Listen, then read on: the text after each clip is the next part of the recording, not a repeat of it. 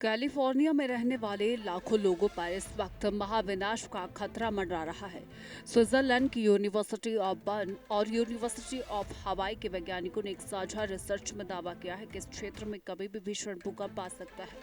वैज्ञानिकों के मुताबिक सैन एंड्रियास और सैन जैसिंटो फॉल्ट सिस्टम पर टेक्टोनिक स्ट्रेस अपने चरम पर पहुंच चुका है। ये दबाव पिछले 1000 साल में सबसे ऊंचे लेवल पर है। अगर ये फॉल्ट सिस्टम टूटता है तो Los Angeles, San Bernardino, Riverside और कोचेलो वैली में भारी तबाही मच सकती है। वैज्ञानिकों ने दी महाभूकंप की चेतावनी। कैलिफोर्निया पर महाविनाश का खतरा। लॉस एंजल्स समेत कई शहर होंगे तबाह।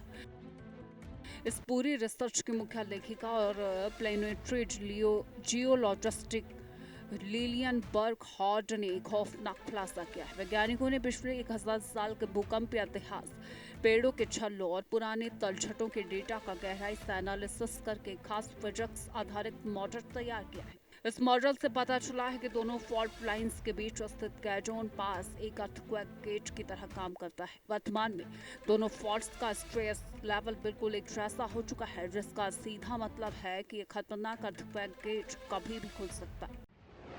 एनालिसिस से खौफनाक खुलासा। खुल सकता है खतरनाक अर्थक्वेक गेट।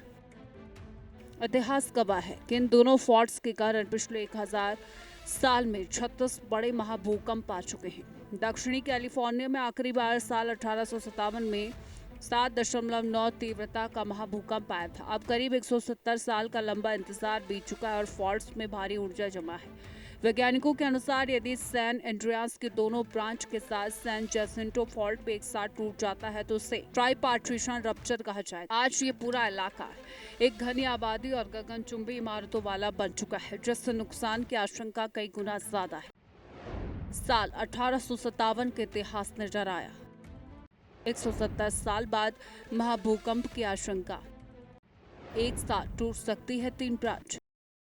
वैज्ञानिकों ने इस खौफनाक चेतावनी से अमेरिकी प्रशासन और पॉलिसी मेकर्स के सामने एक बड़ी चुनौती अब खड़ी कर दी। हालांकि महाभूकंप के सटीक समय की भविष्यवाणी करना मुमकिन नहीं है, लेकिन इस रिसर्च ने साफ कर दिया है कि खतरा बेहद करीब है। विशेषज्ञों का कहना है कि इस महाविनाश से लाखों लोगों की जान बचाने के लिए पुरानी इमारतों को तुरंत मजबूत करना होगा और इमरजेंसी रिस्पांस टीमों को हर वक्त अलर्ट मोड पर रखना होगा। अब देखना यह है कि अमेरिकी सरकार इस बड़े खतरे से निपटने के लिए क्या कदम उठाती है।